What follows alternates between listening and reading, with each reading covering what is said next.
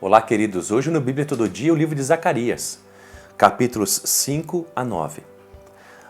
O que antecede ali o capítulo 5, o verso número 14 do capítulo 4, diz uma coisa interessante. Então ele disse, esses são os dois ungidos que servem o Senhor de toda a terra.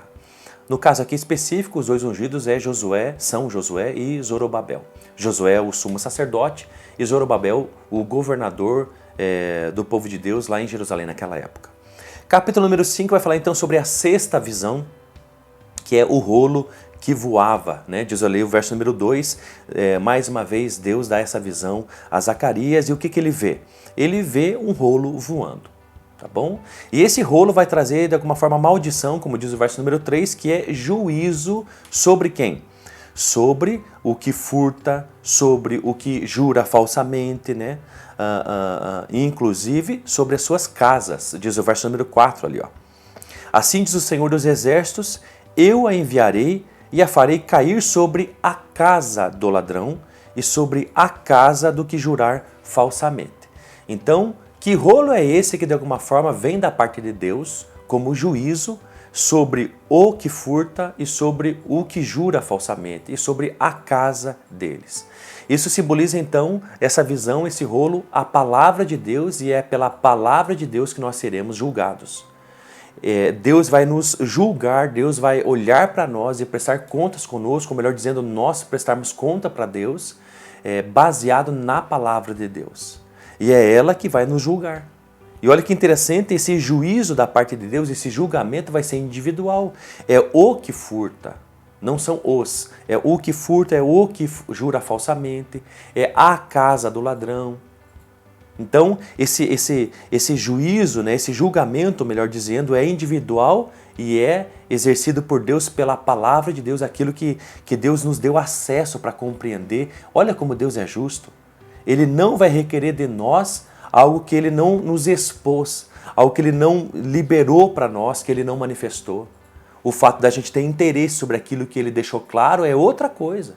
Tem muita gente que tem uma completa ignorância acerca daquilo que Deus manifestou através da humanidade por toda a terra, mas isso não significa que você não será corrigido, porque a palavra de Deus está acessível ao ser humano. Uma outra coisa interessante diz ali a sétima visão, a mulher e o cesto. Que cesto é esse? Ele é um cesto que, quando se abre esse cesto, Zacarias tem uma visão de uma mulher dentro dele. E o que essa mulher representa? Diz ali o verso número 6, a maldade de toda a terra. Então olha que coisa interessante, a impiedade diz o verso número 8. Então esse cesto foi fechado e de alguma forma esse cesto foi levado então para longe, né, por duas mulheres, como diz o verso número 9. Ele foi levado, esse cesto, entre a terra e o céu. O que significa isso? Um lugar para longe, né? Foi levado para longe esse cesto. Então olha que coisa interessante, até aqui o que está acontecendo? Na primeira visão, Deus vê tudo, inclusive vê como vivem os pagãos, né? Tranquilos e sem Deus e satisfeitos com o pecado. Vai vir, de alguma forma, correção, disciplina sobre o povo de Deus e também sobre o mundo. Na terceira visão, restauração então de Jerusalém do seu povo. Na quarta visão, Deus substitui os nossos pecados, né? Quebra a maldição do pecado sobre as nossas vidas e nos dá roupas limpas pelo sangue do Cordeiro. A quinta visão, né, a ação do Espírito Santo sobre nós, não é por força, é pela uma ação de Deus dentro de nós. A sexta visão, a terra vai ser julgada, todos serão julgados pela palavra de Deus. E a sétima visão é que de alguma forma Deus então está removendo a perversidade. Então Deus não apenas está perdoando pecados, como diz ali no capítulo número 3, na quarta visão, mas Ele está removendo a perversidade. Tá bom? Do meio do povo de Deus. E ali diz o verso número 11, ele respondeu, para a terra de Sinar. Que terra é essa? Babilônia. Tá bom? Então Deus está removendo essa perversidade do meio do seu povo e de alguma forma vai para a Babilônia, porque o livro do Apocalipse, né, retrata também essa Babilônia, que vai ser essa cidade destruída, que representa então o pecado, a perversidade, a imoralidade, a impiedade. A última visão, a oitava, no capítulo número 6, vai falar então sobre as 4 carruagens. Carruagens essas de cavalos, né? Cavalos levando essas carruagens, e a cor desses cavalos me chama a atenção, porque também fala no capítulo número 6, não somente de Zacarias, mas no capítulo 6 de Apocalipse também sobre cavalos. E quais são esses cavalos? Cavalo vermelho, cavalo preto, cavalo, né, baio, aqui no caso de Zacarias, né? e o cavalo branco. Olha que coisa mais interessante. E com a vinda dessas carruagens, com esses cavalos, vem o que também? Vem esse juízo, esse julgamento de Deus sobre as nações. Olha que coisa mais interessante. Está fazendo referência aqui à escatologia, ao futuro, ao que está por vir. Olha que coisa, mas Deus vai julgar as nações. E de novo aqui está aqueles cavalos que a gente lê em Apocalipse que não tem a ver necessariamente com cavalos, né? Mas tem a ver com a manifestação do juízo de Deus sobre todas as nações, sobre toda a terra. Diz ali o verso número 9, né? A partir do verso número 9 até agora o verso número 15, cessam-se então essas visões e agora vai começar o encorajamento então a Josué, esse renovo de Deus. Então a Bíblia diz ali que no verso número 10, recebe prata e ouro dos cativos. Olha que coisa mais interessante, essas pessoas saíram então da Babilônia, né? Deus chamou eles estão regressando e esses cativos que estavam na Babilônia, eles vêm com ouro e com prata. Olha que tipo de escravo eles são. Por quê? Porque lá eles aprenderam a comerciar, a comercializar, eles se tornaram bem-sucedidos no comércio, empresários de sucesso, e eles voltaram então com prata e com ouro. Diz até o nome deles, Reudai, Tobias e Gedaías. Olha que coisa interessante, que chegaram da Babilônia. Então eles acabaram de chegar da Babilônia e chegam com riquezas. E essa é a segunda coisa que Deus, aqui que entra aquilo que comentei no vídeo passado, no capítulo número 1, onde Deus chamava o povo de Israel de novo ao arrependimento, ou mais uma vez ao arrependimento, ou insistindo ao arrependimento, não mais em relação à idolatria, mas agora o amor ao dinheiro, porque lá na Babilônia eles não idolatravam mais, realmente se voltaram para Deus, mas eles se tornaram pessoas bem-sucedidas. E tiveram dificuldade para deixar então seus comércios e a vida boa e de conforto que lá tinha na Babilônia para regressar à terra natal, à cidade santa, Jerusalém. Mas eles estão voltando. Então estão se arrependendo de tudo isso, essa é a importância dos profetas de Ageu, de Zacarias, estão se arrependendo de tudo isso, e então com essa prata e ouro que os cativos chegam da Babilônia, Deus manda fazer coroas para coroar então tanto Josué, quanto Zorobabel. Olha que interessante. Quanto Josué, ele está sendo coroado, e Josué é o sumo sacerdote, como a gente viu ali no capítulo número 3. E aí uma coisa interessante vai dizer sobre a função de Josué no verso número 2. Você vai ser o renovo. E diz-lhe, assim diz o Senhor dos exércitos, aqui está o homem cujo nome é renovo. Olha como ele chama esse sumo sacerdote. Quem é o sumo sacerdote que é renovo para toda a terra e daquilo que Deus quer fazer? É o próprio Cristo. Então é um símbolo de Cristo. Ele sairá do seu lugar e edificará o templo do Senhor. Então Deus está dizendo aqui a missão de Josué. Olha, não importa se Artaxerxes mandou parar a obra, não importa se está mal acabado, se só construíram o altar e os alicerces, vocês vão terminar o que eu estou querendo, que é o templo. Vocês vão restaurar não somente o templo, a cidade inteira, e eu vou restaurar o povo todo.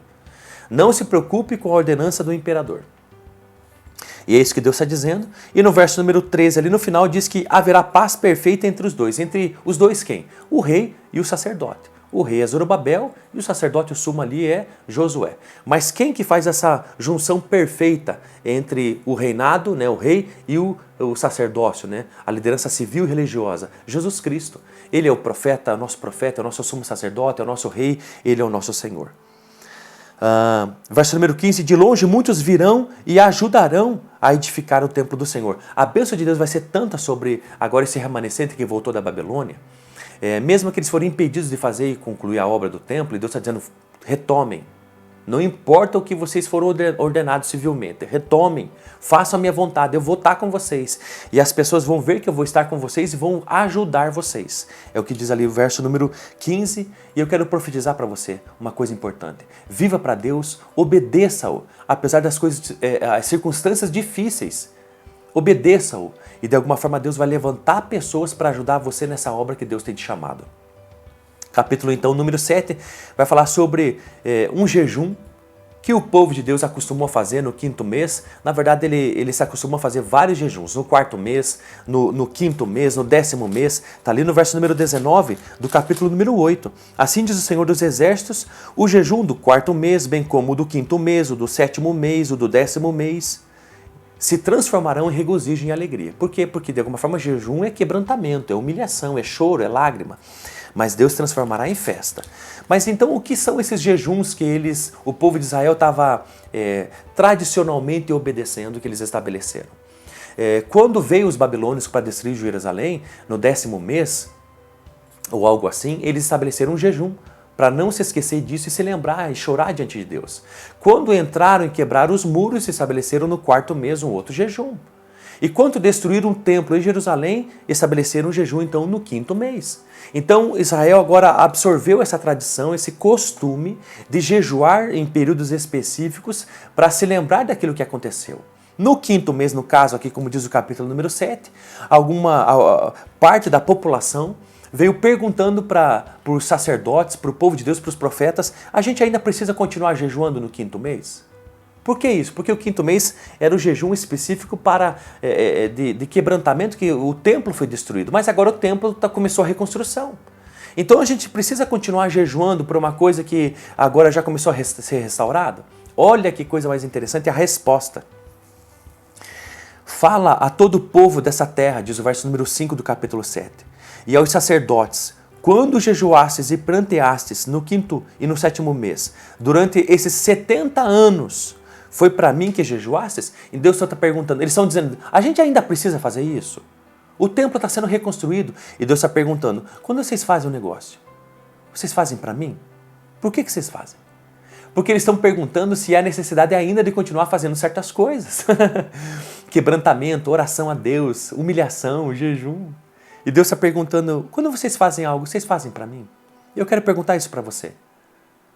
Existe uma diferença quando a gente faz alguma coisa por obrigação, por tradição, por costume. Essa não é a forma perfeita de a gente fazer as coisas para Deus. Mas a forma perfeita de a gente fazer as coisas para Deus é com fé, é com amando Ele, desejando agradar seu coração. Portanto, quando você faz alguma coisa, é por obrigação, é por costume, é por tradição, é porque todo mundo faz? Ou você faz a Deus de coração? Ou é a Ele que você faz o que faz? Então saiba de uma coisa, como diz Colossenses capítulo 3, verso número 23. Quando você for fazer qualquer coisa, faz de coração ao Senhor e não aos homens. E ali no verso 9 e 10 vai dizer, assim falou o Senhor, a sequência dessa conversa, praticai a justiça. Olha, eu vou dizer a verdade para vocês. Na verdade, não é uma questão de fazer jejum no 5º mês. O que eu quero de vocês é que vocês pratiquem a justiça verdadeira, mostrai bondade e compaixão, cada um para com seu irmão, e não oprimais a viúva, o órfão, o estrangeiro, o pobre, ninguém planeje no coração o mal contra o seu irmão. Então, o que Deus está querendo? Deus está querendo uma transformação interior, dentro da alma, dentro do coração, e é isso que agrada muito a Deus. No capítulo número 8 vai falar sobre as bênçãos tanto a Jerusalém como as outras nações, essa restauração, que Deus tem zelo, como diz o verso número 2, tem amor por Sião, por Jerusalém, que ele vai então, ele vai voltar e vai habitar no meio de Jerusalém, como diz o verso número 3, que vai haver tranquilidade sobre o povo, os meninos e as meninas brincarão de novo nas praças, haverá uma restauração completa então sobre Jerusalém e também uma restauração sobre os demais povos, porque os povos verão então essa graça de Deus e a bênção de Deus sobre essa cidade, esse povo restaurado e perceberão então essa ação de Deus sobre esse povo e irão até Jerusalém para aprender, como diz o capítulo 8, verso número 22 e 23. Assim muitos povos e poderosas nações virão buscar o Senhor dos Exércitos em Jerusalém e suplicar a bênção do Senhor. Assim diz o Senhor dos Exércitos, naquele dia sucederá que 10 homens de nações de todas as línguas pegarão na barra de roupas de um judeu. Olha que coisa mais interessante, que contraste. Os povos pagãos, os demais povos vizinhos de Jerusalém odiavam Israel e o judeu e desprezavam. Mas agora a Bíblia diz que a terra vai se aproximar de um judeu e vai se agarrar na roupa deles e vai dizer, iremos convosco, como diz o verso número 23. Porque temos ouvido que Deus está com vocês. Não será mais um povo desprezado. Aquilo que Deus prometeu vai se cumprir. O povo de Israel será um povo honrado. E um povo que os demais povos da terra vão se agarrar a eles e vão dizer, nos mostre a Deus, porque nós percebemos que o Deus Todo-Poderoso está com vocês. E isso vai acontecer. As pessoas têm agarrado na sua roupa, pedindo para que você manifeste, revele, ensine, fale. do Deus Todo-Poderoso que você ama e que serve? Do Deus Todo-Poderoso que está com você? Olha que interessante. Perceba isso, olhe para dentro do coração e viva de tal forma que você manifeste para as pessoas que Deus, o Todo-Poderoso, o Rei do Universo, está com você. E por fim, o capítulo número 9 vai falar sobre o juízo, né, da parte de Deus ainda contra diversas nações, Damasco, Tiro, Sidom, Gaza, Ecrom, Asquelon, Asdod, os filisteus. De alguma forma, no próprio verso número 8 diz, acamparei, Deus dizendo, acamparei contra o exército ao redor da minha casa. O que Deus está dizendo então nesse início do capítulo número 9, do verso número 1 ao 8? Que por fim chegará o fim, que o povo de Deus nunca mais terá medo dos seus inimigos. Por quê? Porque Deus será contra esses exércitos e guardará a sua casa. Quem sua casa? Seu povo, seus filhos. E do verso número 9 até o verso número 16 vai falar então sobre Jesus Cristo. Esse líder humilde, esse rei humilde, né, como diz ali o verso número 9. Alegra-te muito, ó filha de Sião, Jerusalém. Exulta, filha de Jerusalém. O teu rei vem a ti. Ele é justo e traz a salvação. Ele é humilde e vem montado num jumento, num jumentinho, filho de jumenta. Quem que entrou em Jerusalém montado num jumentinho, filho de jumenta? Descrito lá em Mateus capítulo 21, versos número 1 ao 11. É o Cristo. Então aqui no verso número 9 está falando de Jesus Cristo. 500 anos antes disso acontecer, Deus estava falando ao profeta Zacarias, inclusive que montaria num jumentinho. O rei que viria, olha que coisa mais interessante, e o justo e que traria a salvação. Só Deus faz isso. Só Deus prediz algo 5 séculos antes e acontece especificamente como Deus falou. E no verso número 10, não vai falar, no 9 é a primeira vinda de Jesus, e no 10 a sua segunda vinda, ele anunciará a paz, verso B, verso número 10, a parte B, ele anunciará a paz às nações, e o seu domínio se estenderá de mar a mar, e desde o rio até as extremidades da terra. Isso nos dá muita esperança. Essa é a certeza do nosso coração, não apenas a ressurreição do corpo, né? Não apenas a vida com Deus para todo sempre, mas a volta de Jesus Cristo e o seu reino sobre nós, sobre a terra, e nós reinaremos com Ele. E eu termino esse vídeo dizendo o verso número 16. Naquele dia o Senhor, seu Deus, o salvará como o rebanho do seu povo, porque serão como as pedras de uma coroa elevadas sobre a sua terra. É assim que vai acontecer com os filhos de Deus.